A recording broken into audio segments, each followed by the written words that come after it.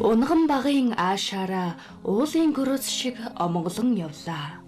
Уулын гөрөөс шиг омголон явхдаа урсгал сайхан харцтай учирлаа.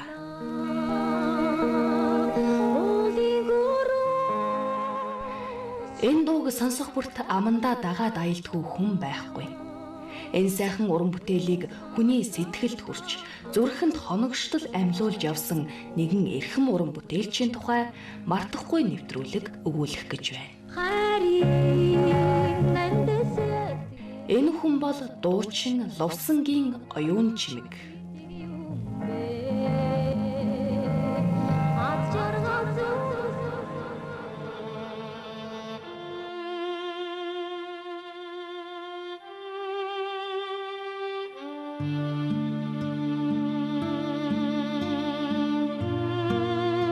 Энэ дуучинтай 1974 оноос одоо энэ 99 оны дуустал хамт ажилласан. Энэ дуучин бол Монголын эстрадын хамгийн анхны эмэгтэй дуучин төдийгүй Монголын эстрадын урлагийг өөрийн орон гадаад орны тайзнаа сурталчлахад одоо маш үүрэг гүйцэтгсэн Монголын эстрад дуулаачийн урлагт бол том гавьяа байгуулсан юм хүн гэж би дотроо үнэлж явдаг. Дууг амьдруулахдаа их сонин тийм өөрийнхөө тийм арга барилаар өөрөө их сонин арга барилтай л да. Яг одоо тэр үедээ гэх юм бол яг энэ зохиолын дуучдыг нэлээд эвдсэн эстрад тал руугаа тэгсэн мөртлөө учиргүй одоогийнх шиг тийм рок поп шинжтэй биш л дээ. Гэхдээ тэр үедээ бол бас нэг тийм өвөрмөц дуулах арга барилтай ийм хүн байсан.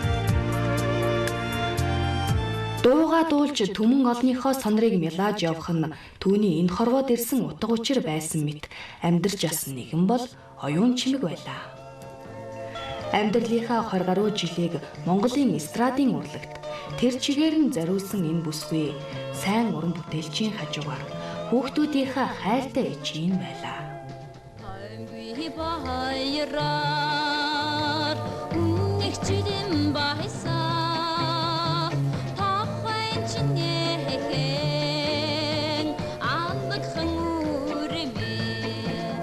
Ямар ч дууг ерөөсөө шууд студид очиод үгийг хараад аяйныг сонсоод тэгэл дуулцдаг. Энэ одоо давтагдчихгүй их сайхан авьяастай юм уран бүтээлч байсан юм. Би түүний цэцэг нугуйн ирвэх хаврын сайлх гэх мэт одоо 18 насны хүслэн гэх мэт одоо дуунуудын яг бичлэгт нь би өөрөө цуг тоглоо бичүүлж байсан. Хамгийн анхны дуу нь бол одоо энэ нэгдэрч түмнээ дуулъя, намрын дурттгал хөдөө дуудаж байна. Навчин дээрх шүүдэр гэх мэт одоо олон сайхан дуунууд нь радио, телевиз алтан фонд одоо хортлоо тастай байна да.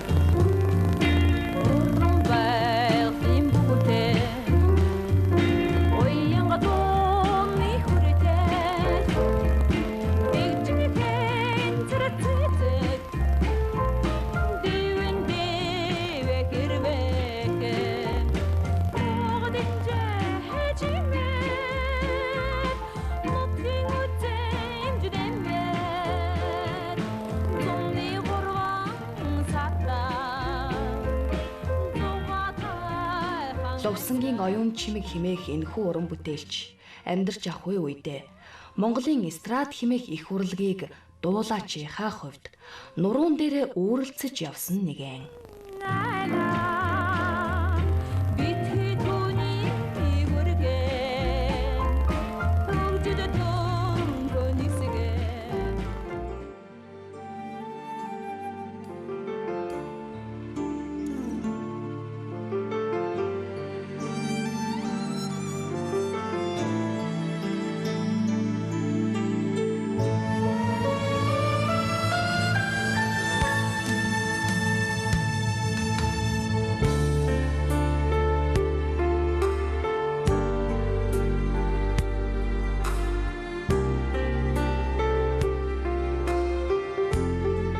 Монголын радиогийн дэргэд цахилгаан хөгжмийн хамтлаг байгуулагдаж, сонсогчдод уран бүтээлээс хүргэж эхэлсэн тэр үеэс Монголын эстрад урлагийн эхлэл тавигдж байсан билээ.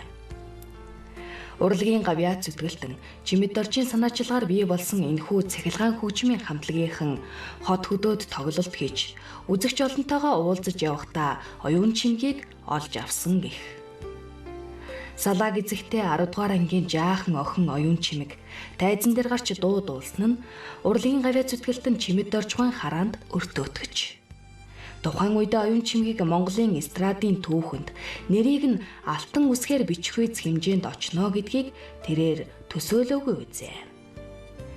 Гэхдээ байгалаас заяасан унган авиасыг нь үнэлэн хамтлагтаа дуучнаар авч байсан нь тэртээ 60 хэдэн он байлаа.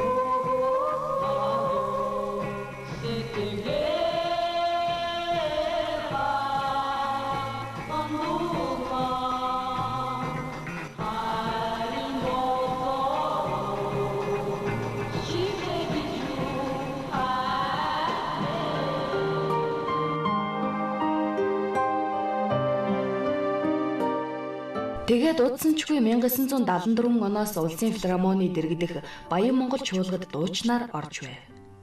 Тухайн үедээ дуулж байсан үртэй хүн жаргалтай, намрын дурдтгал зэрэг дуунууд нь олонд түгэж, сайн дуучин гэдгээ харуулж эхэлсэн түүхтэй.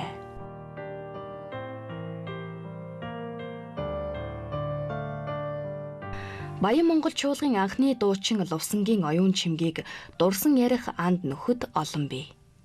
Тэрээр өөрийн эргэн тойрны бүхэл хүмүүстэй эхийн ээжийн сэтгэлээр хандаж, сайн муу, сайхан муухайг нь хуваалцаж явсан нэгэн. Тиймдээ ч Баян Монгол чуулгынхан оюун чимгийг Баруун Монголын тонжоо, Баян Монголын онжоо хэмээн дотнчлон дууддаг байсан бизээ.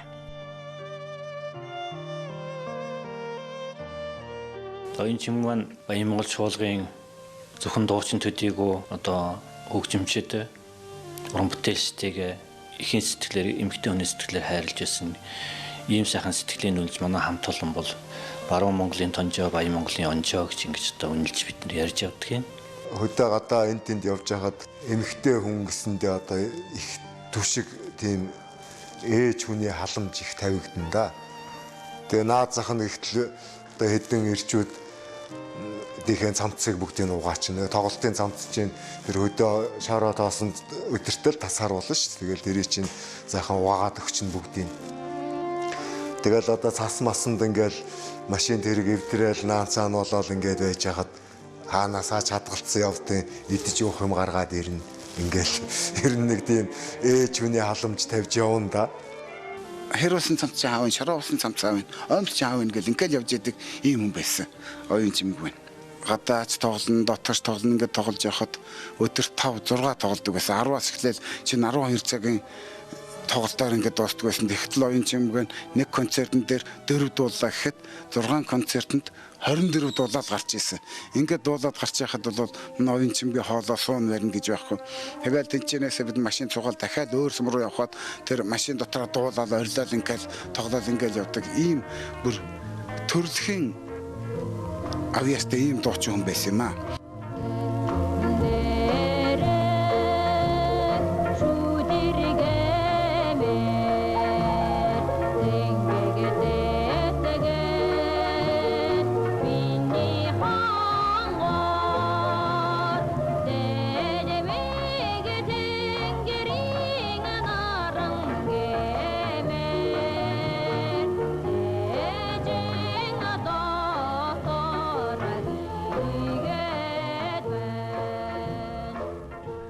Өнөөдөр түүний дуулсан олон дуу, нийтийн дуу болон төгж.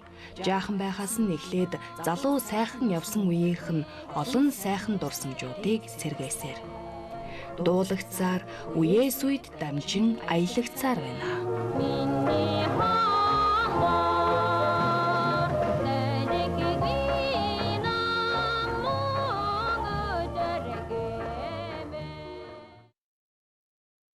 Улсын филармоны даргын тушаал 1990 оны 11 сарын 1-ний өдөр дугаар 113 хүндэт дэвтэрт бичих тухай тушаах нь Баян Монгол чуулгын тулгуур чулууг тавилцаж он удаан жил ажиллахдаа уран бүтээлийн өндөр амжилт гаргаж үзэгчид хөдөлмөрчдийн хайртай уран бүтээлчд болсныг нь тэмдэглэж уг чуулгын дуучин ил оюун чимэг хөгжимчин Сүхбаатар нарыг байгуулгын хүндэт дэвтэрт бичиж гэрчилгээ олгосууга. Хүндэт дэвтэрт бичсэний дагалдан шагнал 600 төгрөгийг шагнал урамшлын фондоос гаргахыг нэгтлэн бодогч үлзий тогтох зөвшөөрсөг. Дарга ухнаа.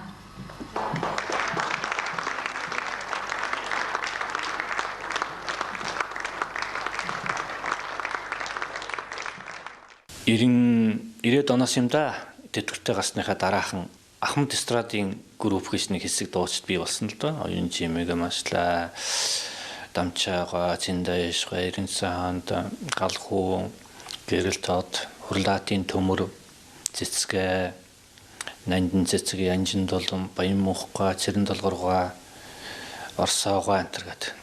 За би зарим нэрийг орхисон байж магадгүй. Ингээд олон дуучид бол эстрад Монголын хамгийн одоо анхны эстрадын дуучид гэдэг. Энэ сайхан уран бүтээлийг ард түмдэд тойрвж энэ бүтээл маань 480 дахь удаага тоглогдоод одоохондоо зогсонгүй байдалд орчод байгаа. Энэ маань яагаад зогссон гэхээр ихэнх дуучид маань хорвоогийн мөнх усыг үзүүлсэн бүх нот нь одоо надад энэ сейфэн дотор хадгалтай байгаа. Тэгээ эднийхээ тухай ярихаар бол үнэхээр нэг бодлын бахархмаар нөгөө бодлын эмгэн их том эмгэн л байдаг л та. Би бодгийн нэг харамсах сэтгэл надад бас төрдөг байхгүй юу? Юун дээр нэ гэхээр зэрэг тэр хүн маань зүгээр одоогийн энэ алдар цол хүртээд байгаа дуучид олон байна шүү дээ. Тэгээ тэртэй зүйрлүүлээд үзэх юм бол нэлээ эрт алдар цол хүртчихээр тийм байж дээ. Бид бол тухайн үедээ мэддэггүй байж. Зүгээр л одоо яг бидний л нэг дуучин гэж явдаг болохоос биш одоо ингээ харьцуулаад үзэхэд бол ерөөсөө их л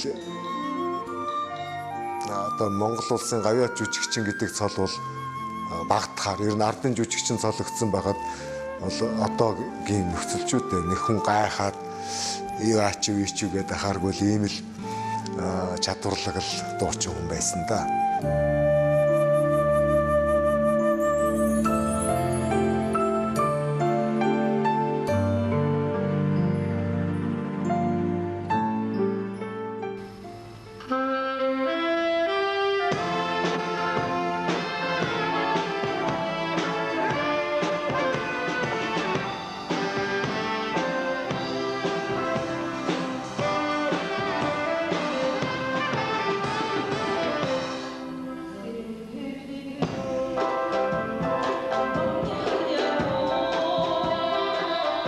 Би нэг зүйлийг дахин хэлмээр санагддаг юм.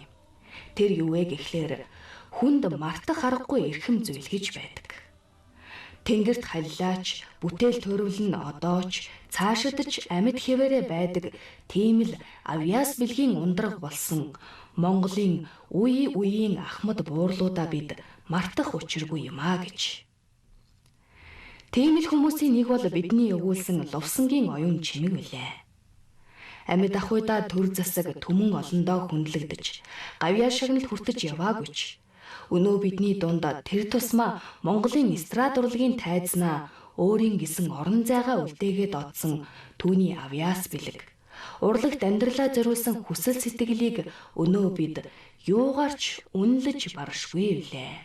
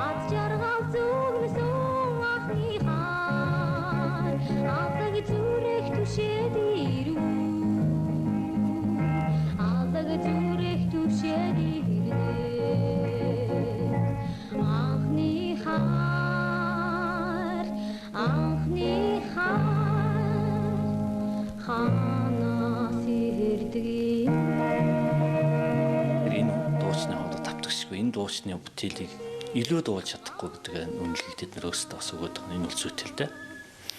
Ямар ч дуучин, ямар ч уран бүтээлч тийм ээ анхныхын тавьсан тэр одоо бүтээлийг тэр хүний одоо давтсгүй сайхан мөнхийн бүтээлийг дахиж хүн амьдлахад бол маш хүндрэлтэй байдаг. Тийм дэнийн одоо нэгэн жишээ юм л да. Дуучин маань хэрвээ өнөөдөр байсан бол одоо яста одоо энэ од гэж яриад байна. Энээс илүү одоо дэлхийд болоход байсан.